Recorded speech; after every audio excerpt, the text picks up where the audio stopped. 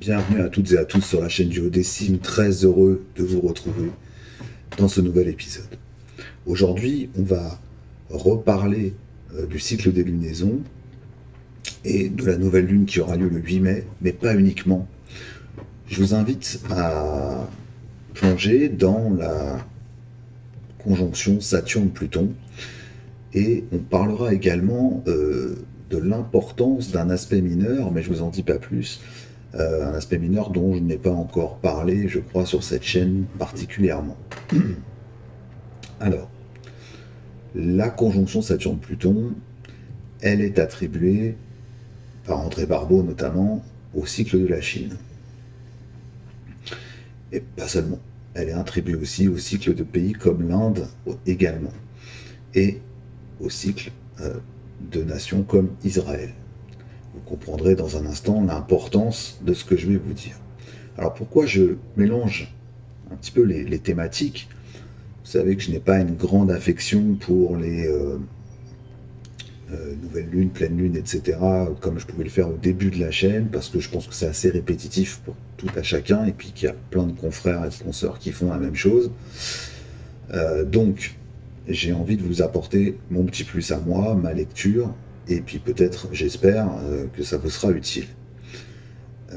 On va regarder dans un instant la carte de la nouvelle lune, et on va mettre ça en perspective avec le cycle Saturne-Pluton et ce qu'il signifie sur le plan de l'astrologie mondiale.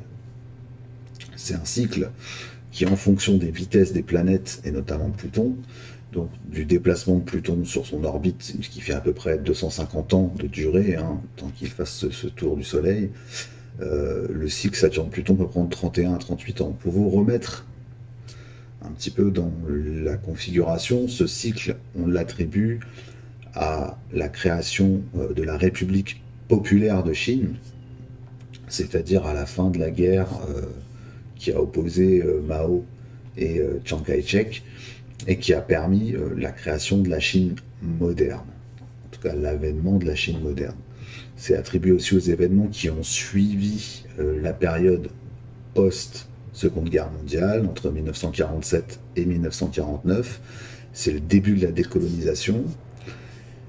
Ce sont donc des grands cycles de transformation qui sont liés, évidemment, à la destruction des structures. C'est du littéral, Pluton, Saturne, destruction, remodelage des structures. Et je vais ajouter dans cette interprétation qu'on va aborder ensemble aussi une autre notion. J'ai envie que cet épisode soit assez riche pour vous. On va utiliser ce qu'on appelle les degrés monomères issus du calendrier thébaïque. Donc ça nous ramène longtemps en arrière. Certains font remonter ce calendrier à Ramsès II. En tout cas, c'est la qualification avec des images symboliques de chaque degré du zodiaque, et il est probable qu'au départ, ça servait tout simplement de référence calendaire, donc ça avait plutôt un rôle pour définir les jours de la semaine. Toujours est-il que ces images, les degrés monomères, sont aussi utilisés par les astrologues, et je vais vous parler également de ça. Vous voyez, pas mal de choses en perspective. Avant qu'on aille plus loin, je vous rappelle que pour soutenir la chaîne, il ne faut pas oublier de liker, de partager, évidemment, et de vous abonner en activant la cloche, de façon à être au courant, la cloche qui dit toute notification, afin d'être systématiquement mis au courant des nouveautés et des lives qui ont lieu sur la chaîne. Enfin, pour la petite brève au niveau des informations, sachez que il y a encore des places disponibles pour prendre rendez-vous avec moi pour des thèmes, l'interprétation de votre thème natal ou des consultations sur des questions précises d'1 heure. Tout ça, vous le retrouvez sur le site duodécime avec un V, comme on l'écrivait en latin.fr, ou astro-duodécime, cette fois-ci écrit en alphabet classique avec un U.fr ou .com. Dernière chose, je vais également vous proposer un sondage qui sera en fait à visée très simple. Ce sondage, le but est de savoir ce qui vous intéresserait comme workshop, atelier. Le nombre de places sera assez limité. Je pense qu'il n'excédera pas 10 à 12 personnes. grand maximum. C'est un atelier qui devrait avoir lieu fin du printemps, début de l'été. Je vais vous proposer 3 thématiques. Ce sondage aura lieu sur les posts YouTube, donc restez attentifs et activez bien la cloche pour pouvoir le voir. Et dites-moi quelle est la thématique que vous aimeriez apprendre et comprendre, et surtout savoir pratiquer à l'issue de cet atelier qui sera donc en ligne avec moi et qui durera environ 3 heures. Fin de cette petite parenthèse. Revenons à ce qui nous intéresse. Mon premier objectif, au-delà du cycle Saturne-Pluton, la nouvelle lune en Taureau-Scorpion, vous parler d'un aspect mineur dont je ne vous ai pas encore parlé. Je garde un peu le secret sur celui dont il s'agit, simplement pour garder mon petit effet de manche. Et puis ensuite, vous parler des degrés monomères et notamment des degrés thébaïques. C'est aussi de vous parler de ce qui pourrait s'apparenter à une carte facile, simple, avec des beaux aspects bleus, comme on aime bien en voir, des sextiles et des trigones, et pour autant, ça ne signe absolument pas que la fête est au menu. Voilà. Alors, je ne parle pas, évidemment, là, de la vitalité d'un thème natal d'une personne qui serait née à ce moment-là. Il y a bien d'autres choses qui rentreraient en compte. Simplement, je vous parle là d'astrologie qu'on appelle mondiale, mais je vais vous parler de choses plus, on va dire, plus grand public, c'est-à-dire d'un climat astrologique, comme le nomment certains. Et je vais essayer de mettre ça en perspective avec les éléments que je vous ai cités précédemment. Donc, je vous invite à me suivre dans ce petit voyage astrologique.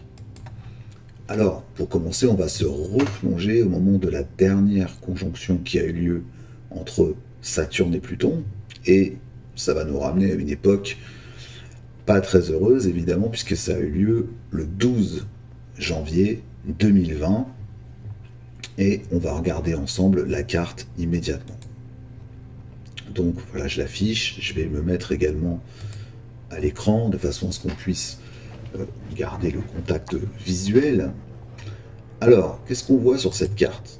On voit que la conjonction a eu lieu donc, dans un secteur du zodiaque autour entre le 21e et le 23e degré du Capricorne.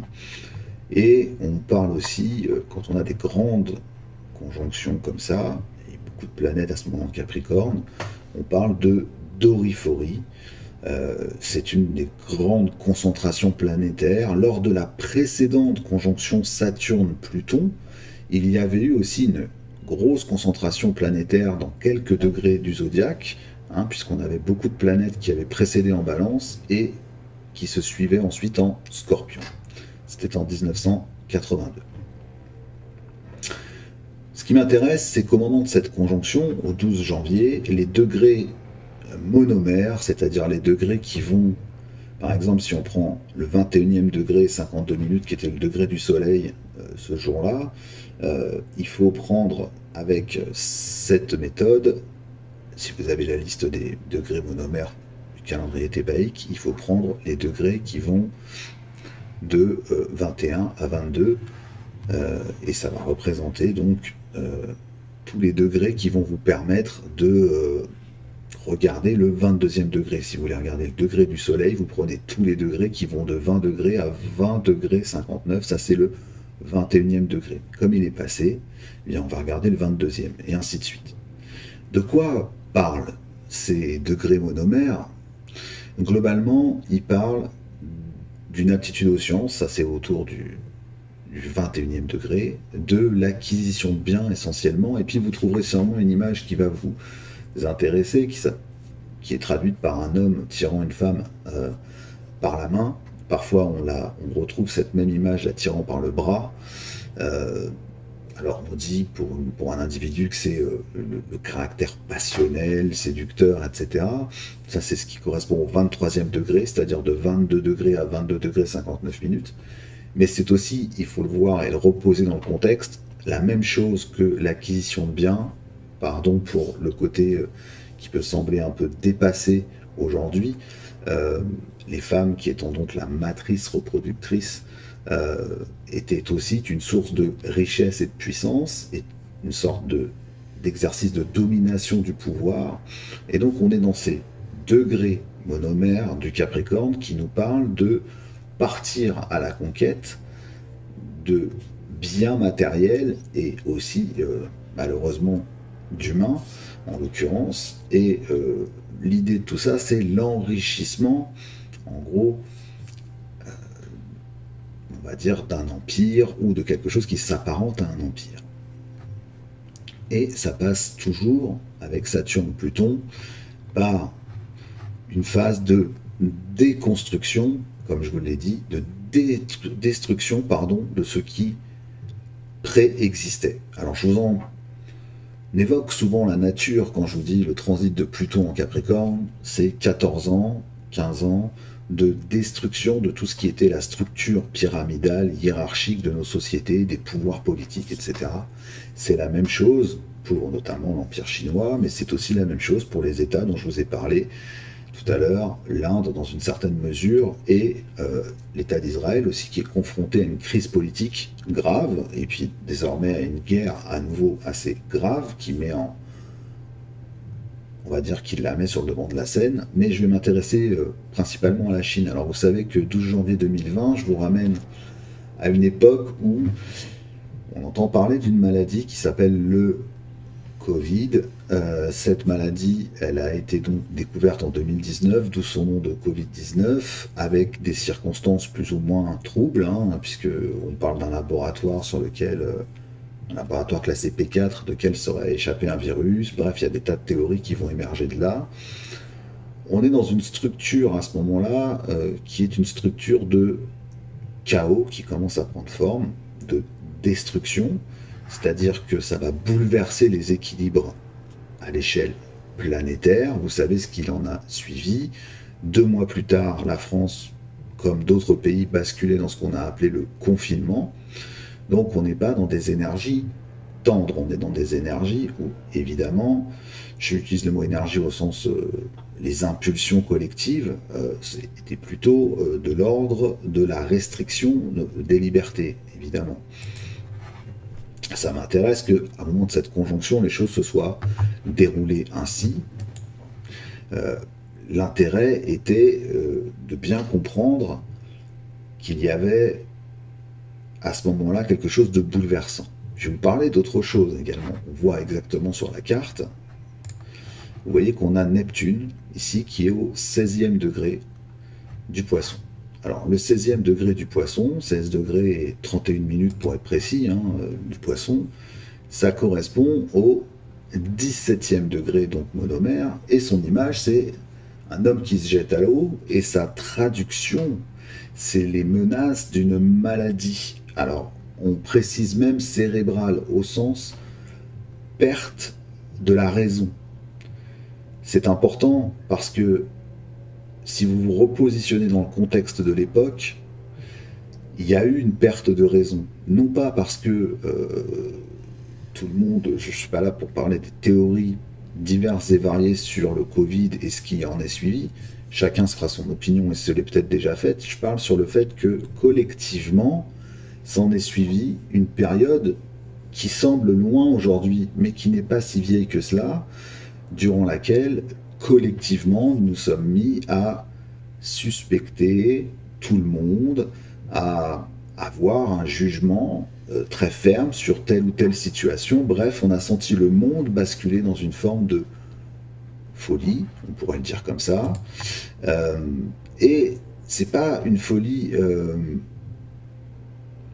je dirais, qui a été soudaine, c'est une folie qui s'est installée et qui a semblé résulter de tout un ensemble de choses se perpétuant déjà depuis un certain nombre d'années. Et elle prenait son point d'orgue, son climax, au moment de cette conjonction et dans les mois qui ont suivi, évidemment, cette conjonction Saturne-Pluton. Alors j'insiste sur le fait que c'est donc une perte de raison, de repère, vous l'interpréterez comme vous le souhaitez. En tout cas, vous avez compris qu'il se jouait quelque chose qui était de l'ordre de l'acquisition des ressources, tout ce qui était en Capricorne, et dans le même temps, l'aspect qui est marqué, c'est un sextile, et ce sextile, il indique évidemment une organisation, c'est une valeur vénusienne, donc il y avait une organisation du collectif, hein, hormis Uranus, toutes les planètes du collectif, Saturne, Jupiter, Pluton et donc Neptune se parlent sur ce mode-là, et il y a un mode où évidemment Neptune rend les cartes très floues, et parfois même donc, nous fait perdre cette notion de raison. Elle était accompagnée en plus des lunes noires, ce qui n'est pas forcément chose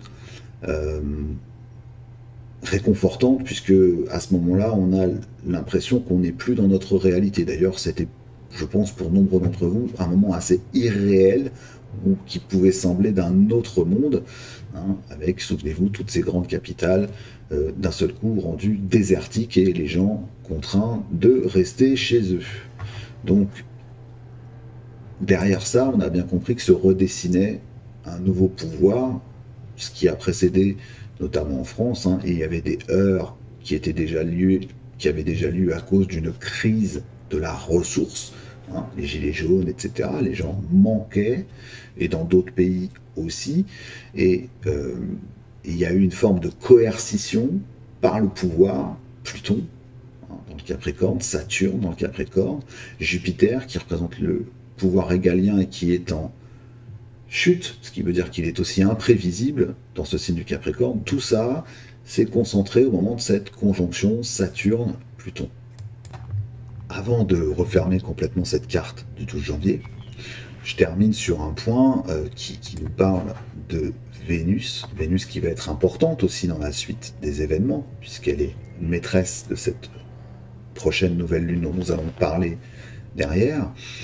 Le 28e degré qu'elle occupe, c'est-à-dire la place, en fait, entre le 20, c'est le 29e degré, c'est entre le 28 degré 0 et 28 degré 59 minutes, c'est un degré monomère qui nous parle déjà du caractère agressif sous-jacent de ce qui se prépare.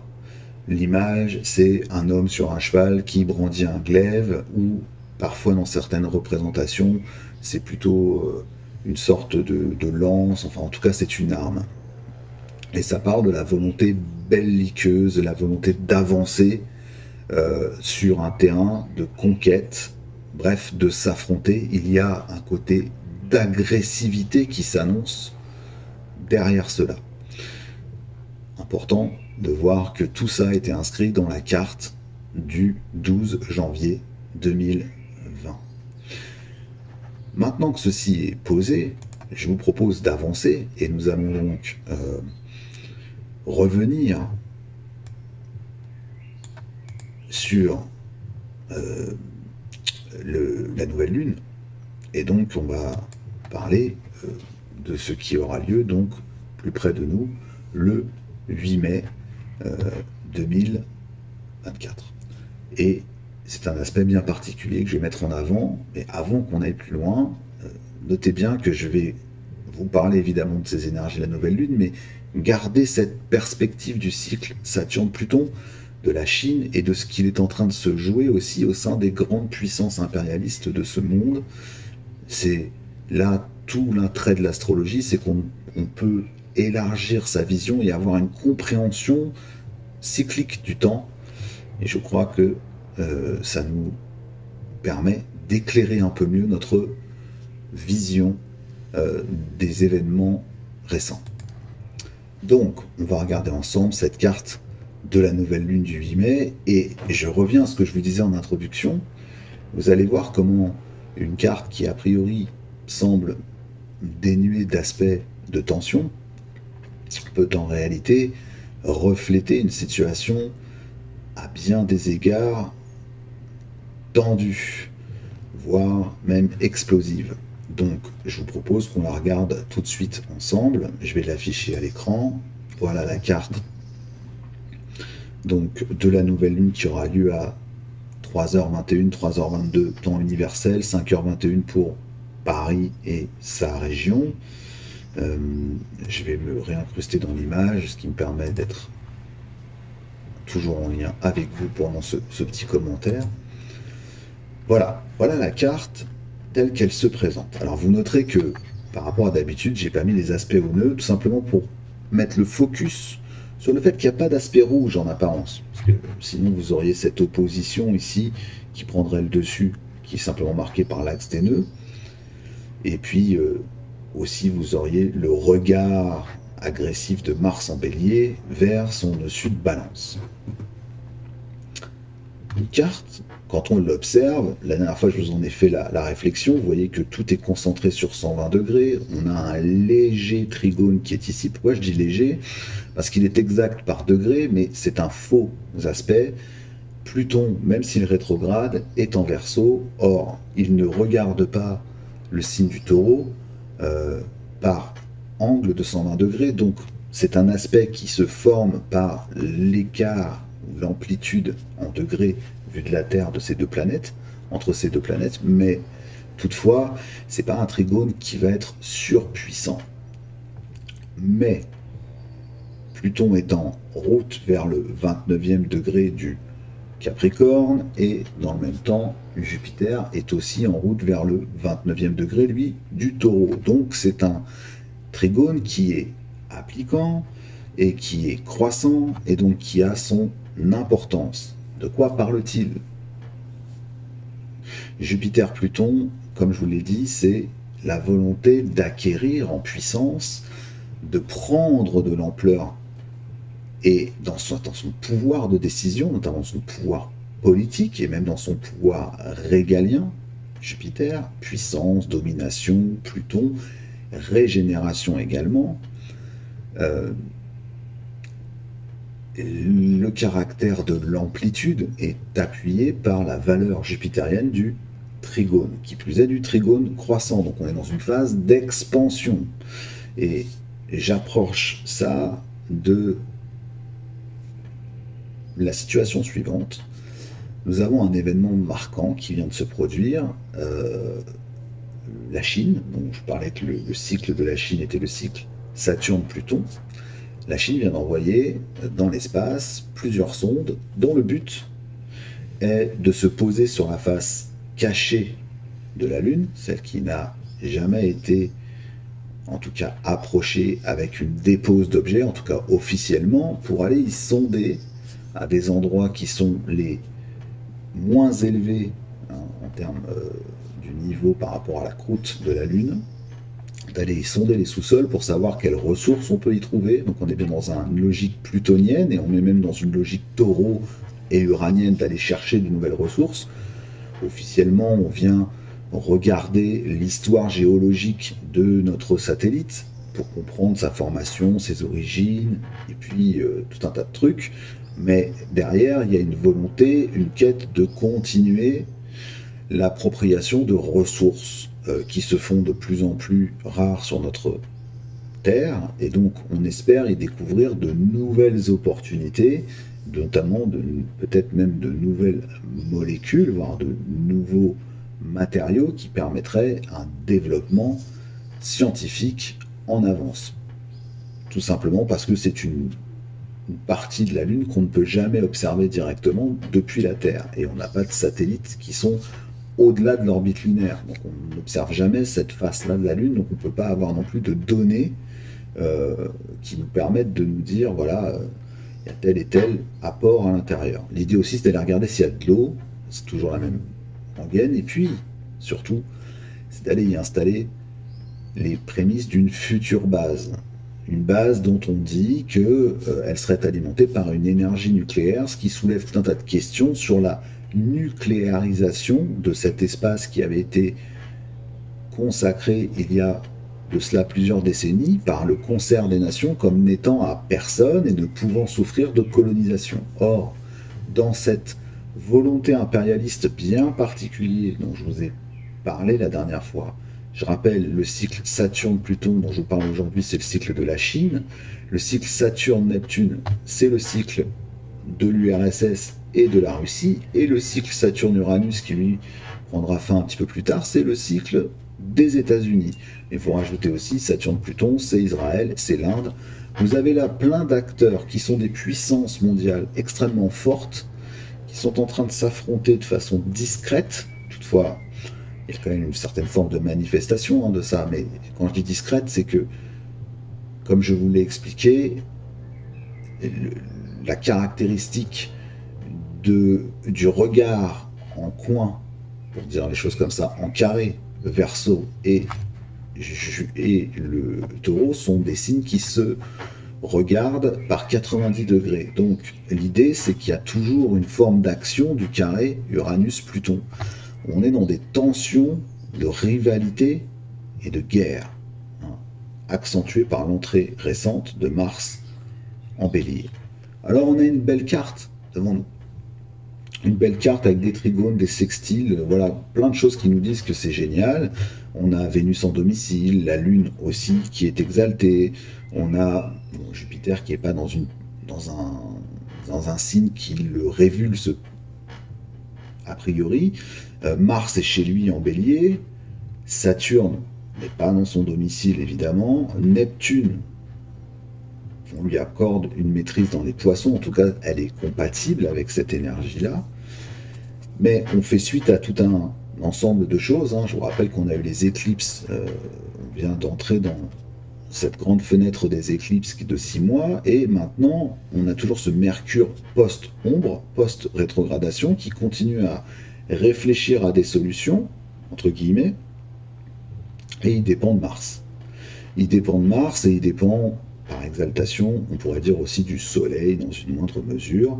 Puis on pourrait analyser les triplicités dans son ensemble. Enfin, en tous les cas, on est dans un esprit beaucoup plus belliqueux, je vous en avais parlé la dernière fois, et les degrés des bails que je vous ai donnés parlent de ça. Je vous renvoie à ce que je vous ai dit sur le 28e degré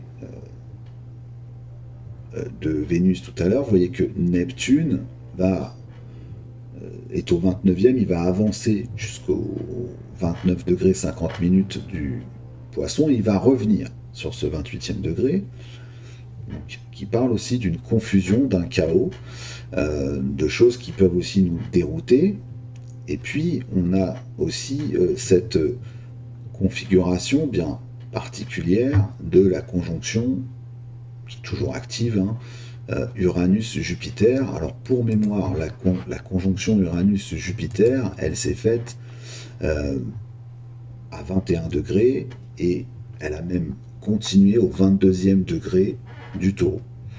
Pour vous donner une idée de ce dont il s'agit, le 21e degré, entre 21 degrés et 21 degrés 59 minutes, je rappelle, ces trois hommes qui se tiennent par la main, l'image, soit un degré d'inertie, puissance par inertie.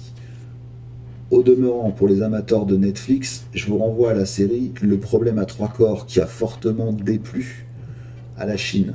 Si vous ne l'avez pas vu, regardez cette série. De quoi nous parlent les trois corps, hein? Ce sont les trois puissances, les trois anciennes puissances de l'ancien monde, on va dire. Les États-Unis et l'Europe, la Chine et la Russie. Évidemment, vous savez qu'aujourd'hui c'est plus complexe que ça, mais globalement c'est un peu l'idée. On peut ajouter que les puissances occidentales, la puissance israélienne qui historiquement est alliée, on va dire, au clan occidental et fait un peu la jonction par tout simplement diaspora avec la Russie. C'est un degré d'inertie. C'est un degré d'inertie et d'impuissance. D'où le statu quo dont je vous parlais tout à l'heure. Et puis le 22e degré qui a vu la deuxième conjonction Uranus Jupiter, lui, il nous parle, on dit, d'un homme qui tombe sur le dos. En fait, ça représente quoi? Ça représente une chute ou quelqu'un qui trébuche. Ça veut dire insuccès ou ruine. C'est-à-dire qu'en fait, les choses que l'on entreprend ont peu de chances d'aboutir. Donc pour l'instant, on est dans une espèce de sentiment que rien ne sort du contexte que je vous disais la dernière fois, tout semble figé, d'où la croix fixe, hein, qui est fortement travaillée, l'axe Lion-Verseau et Taureau-Scorpion. Et si on regarde un petit peu plus près notre carte, on voit que maintenant Jupiter atteint le 25e degré, 25 degrés 48 minutes au moment de la nouvelle lune du Taureau. Ce degré-là, il nous parle, lui, en apparence d'un esprit pacifique, puisque en fait c'est la jonction entre le 25e et le 26e degré. Alors je répète, et je vais le répéter tout au long 25e degré, c'est de 24 degrés à 24 degrés 59 minutes. Le 26e, c'est de 25 degrés à 25 degrés 59 minutes. On est entre l'esprit pacifique et l'homme, je dirais, alors il est présenté debout, parfois s'appuyant sur une sorte de canne ou un bâton, enfin en tout cas quelque chose qui lui sert de soutien. C'est un degré où la personne reste impassible et on est dans un sentiment de force et de fermeté. Bon. En apparence, tout ça, c'est l'esprit pacifique du taureau et c'est la fermeté de la position. Voilà qui nous éclaire un petit peu plus sur cette nouvelle lune qui a lieu, elle, au 18e degré du taureau, et on est dans une apparence douceur, c'est-à-dire que la conjonction va se faire lentement entre le 18e degré monomère, le 19e degré monomère, et donc on est dans un côté, on va dire, où les gens sont dans une posture d'irascibilité.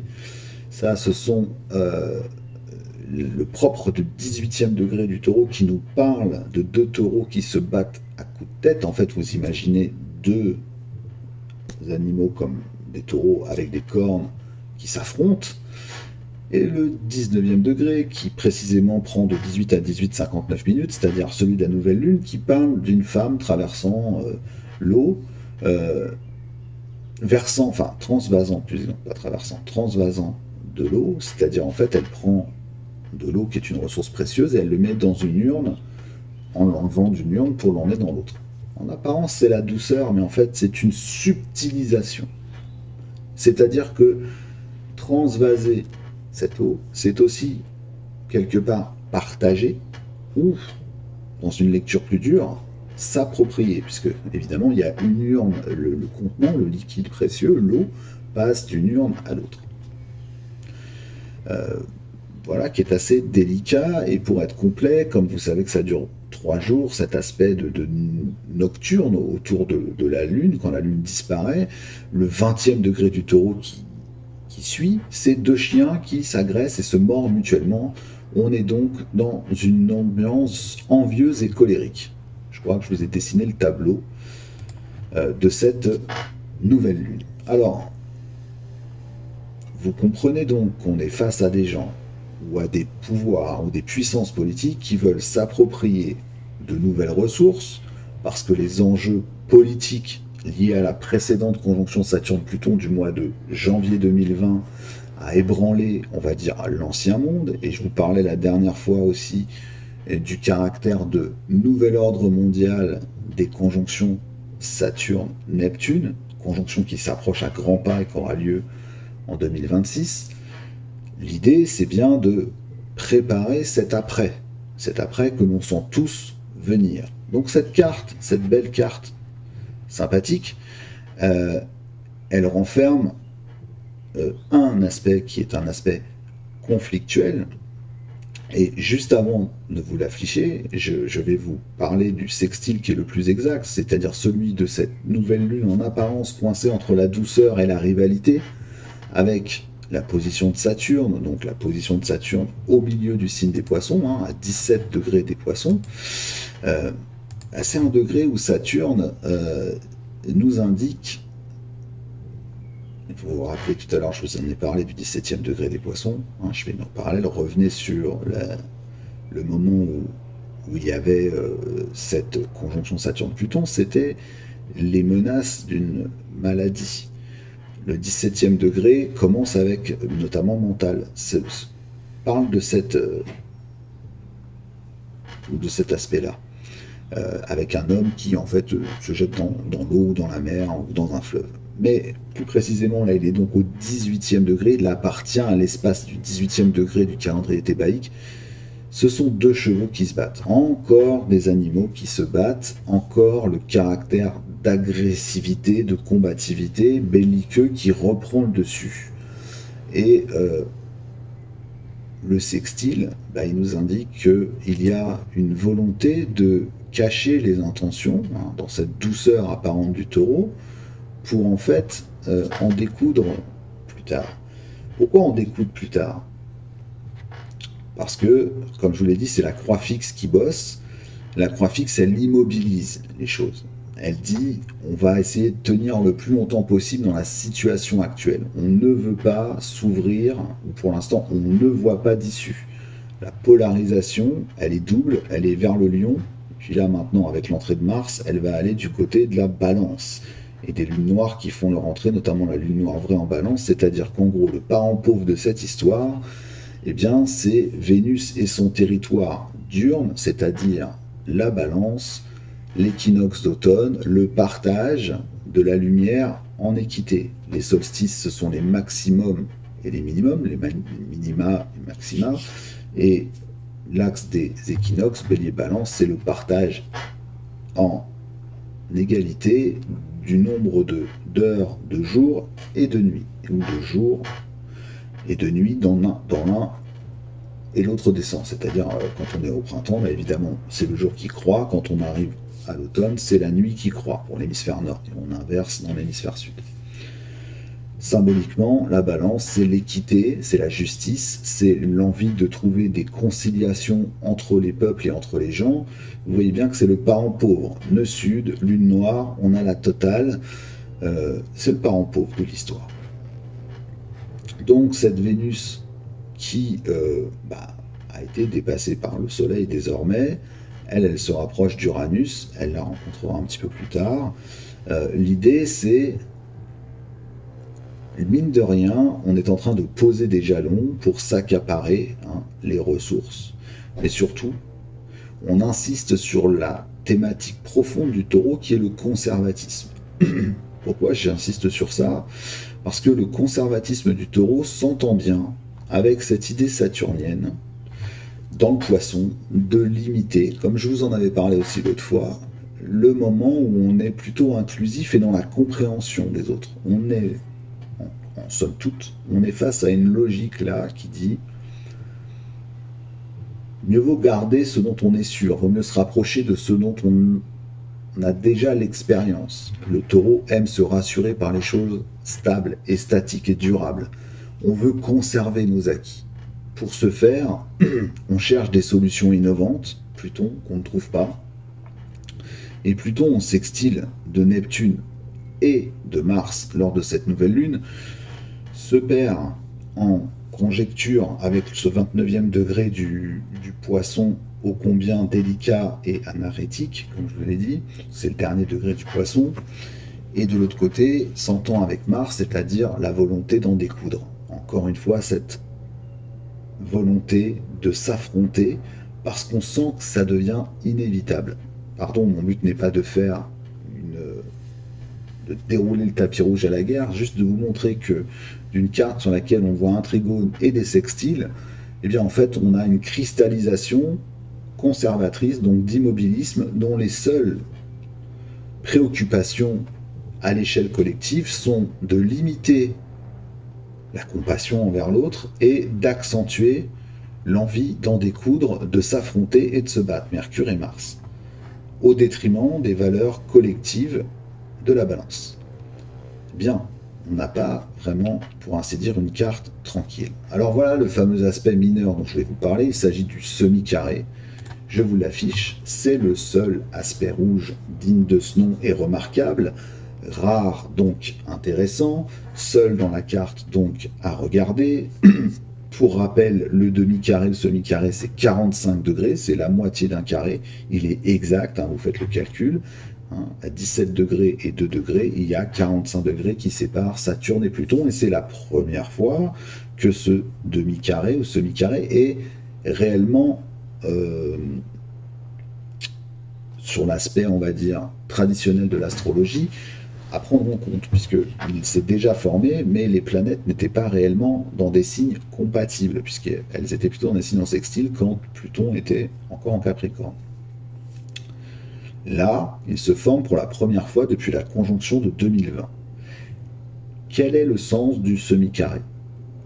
Le sens du semi-carré, c'est la répétition de mauvaises habitudes. C'est l'impatience qui précède le sextile. C'est-à-dire au sextile, on commence à avoir l'idée et l'organisation qui vient. Et puis au carré, on va avoir la crise d'action pour rentrer dans l'énergie du carré croissant, c'est-à-dire pour faire en sorte de passer l'épreuve, d'atteindre un nouvel objectif. C'est pour ça que c'est un aspect de tension. Et le semi-carré, même si c'est un aspect keplérien ou dit mineur, vous savez, le seul dont je parle souvent, c'est le quinconce, mais vous avez donc aussi le semi-carré. Donc à titre privé ou dans les thèmes individuels, ce sont les mauvaises habitudes, mais à l'échelle mondiale, c'est la même chose. C'est-à-dire qu'on revient à des postures qu'on a déjà connues dans le passé. Quelles sont ces postures? La posture de cristallisation de la transformation. Saturne, maître du Verseau, dans lequel se trouve Pluton, une transformation est à l'œuvre, mais une transformation de ce qui jusqu'alors était stable, était dans la fixité du signe. Et elle se fait par cristallisation. Saturne vient bloquer les énergies mutables du Poisson, interdisant la compassion, l'oblativité nécessaire que réclame ce signe, et donc, en réalité, nous pousse à rester sur l'inflexibilité de la croix des signes fixes, Taureau, Scorpion et Lion, Verseau. Et la majorité des planètes, là, se trouvent en Taureau. Donc on se bat pour conserver le conservatisme, l'inertie du Taureau. Le conservatisme a ses vertus, poussé à l'extrême, il peut nous amener à reproduire des schémas qui, par le passé, nous ont coûté cher. C'est le sens du demi-carré, semi-carré qui est là, entre Pluton et Saturne, parce que l'homme et l'humain a toujours tendance à reproduire ce qu'il a déjà testé par le passé pour voir si ça pourrait marcher. En gros, on se prépare à un affrontement des puissances tranquillement, en se disant, on va traduire cette carte, une fois qu'on a tous les aspects, c'est pas la peine d'essayer de s'entendre les uns avec les autres. Faisons fructifier nos acquis, ce qu'on possède, revenons à nos sources, revenons à ce qu'on avait au passé, conservons notre identité par exemple, ce qui est important au demeurant, prenons les devants pour le changement qui s'annonce en renforçant le côté belliqueux, les armes, Mars en bélier, resserrons l'action, Mercure nous invite à réfléchir avec parfois empressement face aux situations, donc on juge très vite, parfois trop vite, et dans le même temps, on a cet aspect ici entre Saturne et la nouvelle lune qui dit il est certain que pour ma tranquillité, ma sérénité, ma sécurité avec la lune, il vaut mieux que je cesse d'être dans la compassion. Et de l'autre côté, Jupiter, qui est le maître traditionnel des poissons, est au sextile de Neptune, et c'est un sextile qui est appliquant, qui va se concrétiser au fur et à mesure du mois de mai, puisqu'on va arriver au 29e degré du Taureau. L'idée, c'est que il y aurait aussi une volonté de trouver une issue quand même qui serait comme illusoire et providentielle. Hein. Jupiter, Uranus, il y a un peu de ce côté providentiel qui pourrait apparaître comme ça. Si je vous ai fait toute cette description, c'est pour vous montrer que ce soit la fusée chinoise avec ses sondes qui vont aller chercher des choses sur la Lune. Les Américains annoncent dans la foulée qu'ils ont un programme pour 2030 pour eux aussi installer des bases sur la Lune.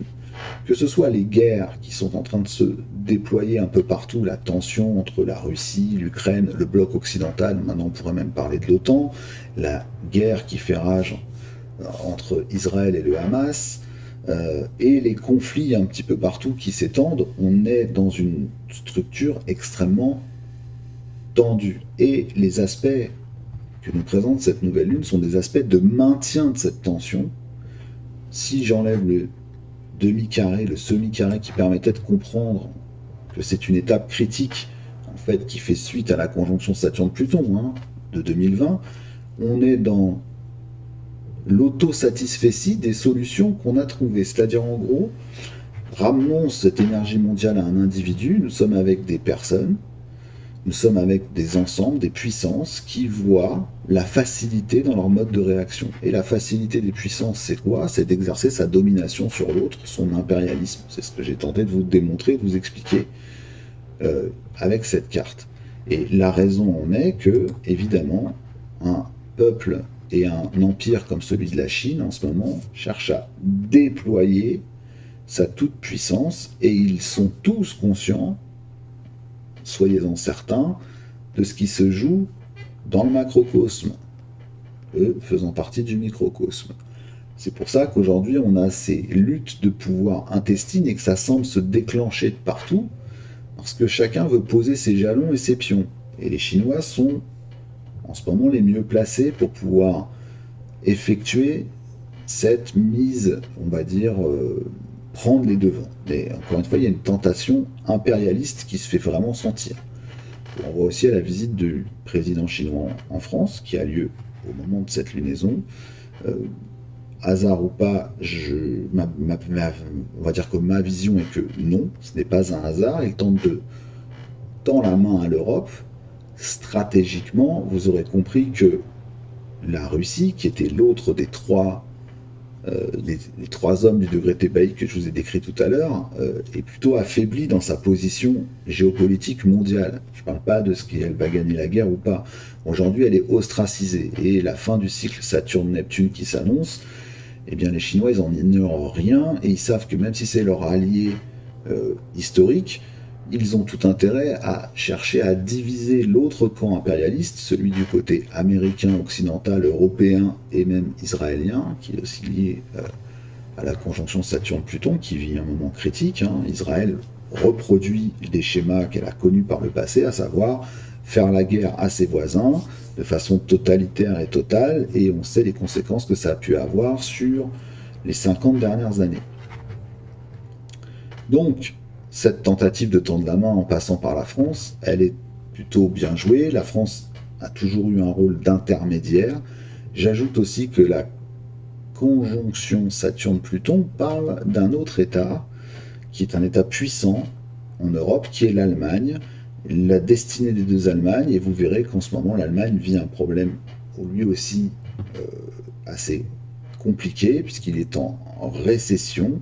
L'Allemagne, qui était le moteur économique de l'Europe, et qui devient sur la scène internationale de moins en moins intéressante à courtiser. En tout cas, je parle en termes de poids politique, pour des raisons évidemment historiques, des guerres qui ont eu lieu au siècle passé. J'espère que vous comprenez donc l'intérêt de cette lunaison. Je reviendrai évidemment dessus lors de la pleine lune, mais mon ambition, c'était de vous offrir une lecture d'une carte d'une nouvelle lune avec la compréhension de nouvelles données que sont les degrés monomères, qui font partie intégrante de l'analyse d'un thème. C'est la plus petite subdivision, et puis cet aspect mineur du demi-carré, semi-carré, qui est intéressant à comprendre, surtout quand elle est rare, et enfin revenir sur cette importance du sens des maîtrises des planètes dans les signes, du lien des planètes entre elles, des degrés qu'elles activent, du cycle global dans lequel elles s'inscrivent, et des énergies des croix, je rappelle cardinales, mutables ou fixes, qui sont en jeu, parce que si on prend la carte initiale de cette nouvelle lune, on se dit bingo, détente totale, on a du sextile et un trigone et des sextiles à foison, avec des planètes qui sont plutôt cool chez elles, comme la lune et Vénus en taureau.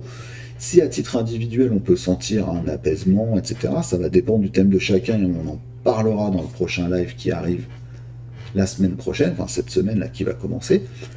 Je vous invite à réfléchir du coup sur le fait que les aspects qui sont dits harmoniques, bleu, trigone, sextile, en fait parfois servent à entériner des situations, à enfermer des raisonnements et à ne pas les remettre en question.